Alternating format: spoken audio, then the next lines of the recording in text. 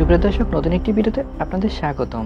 সাবেক রাষ্ট্রপতি আব্দুল হামিদ চিকিৎসা শেষে দেশে ফিরছেন। আওয়ামী লীগ সরকার সাবেক রাষ্ট্রপতি আব্দুল হামিদ থাইল্যান্ডে চিকিৎসা শেষ করে ফিরছে। রবিবার রাত 1:30-এর দিকে তিনি থাইল্যান্ড এয়ারপোর্টে ঢাকার উদ্দেশ্যে রওনা দেন। বিমানবন্দর হযরত শাহজালাল আন্তর্জাতিক বিমানবন্দরে অবতরণ করেন। আনুষ্ঠানিকতা শেষ করে তিনি ভোর 3:45 দিকে বিমানবন্দর ত্যাগ করেন। বিষয়টি গণমাধ্যমে নিশ্চিত করেছেন শাহজালাল আন্তর্জাতিক বিমানবন্দর নির্বাহী পরিচালক গ্রুপ ক্যাপ্টেন রাজীব জানান। তিনি বলেন, আব্দুল হামিদ সাধারণ মতো যাত্রীর মতোই দেশে এসেছে, কোনো প্রোটেকশন চায়নি। তিনি জানান, আব্দুল হামিদ চাইলে অনেক প্রোটেকশন নিতে পারত, কিন্তু সেগুলো তিনি নেননি। তার মুখে একটি মাস্ক পরা ছিল, গায়ে ছিল একটি শার্ট ও লুঙ্গি পরা ছিল। তার সঙ্গে ছিলেন তার ছোট ছেলে রিয়াদ আহমেদ।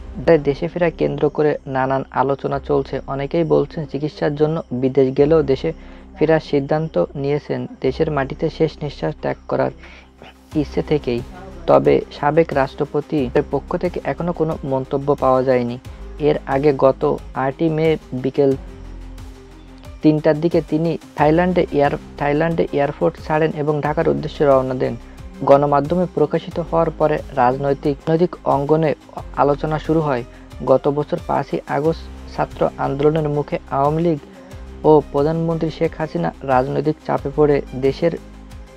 চাপে পড়ে গেলে দলের অনেকেই নেতাকর্মীদের পদত্যাগ করেন, কিন্তু আব্দুল হামিদ তখনও দেশে ছিলেন এবং পরিস্থিতি মোকাবেলা করেন। 9 মাস পরে চিকিৎসা শেষ করে ব্যাংককে যান তিনি। এছাড়া তার বিরুদ্ধে একটি হত্যা মামলা খবরও গণমাধ্যমে এসেছে। আব্দুল হামিদ 2013 সাল থেকে 2023 সাল পর্যন্ত টানা দুই মেয়াদে বাংলাদেশের রাষ্ট্রপতি হিসেবে দায়িত্ব পালন করেন।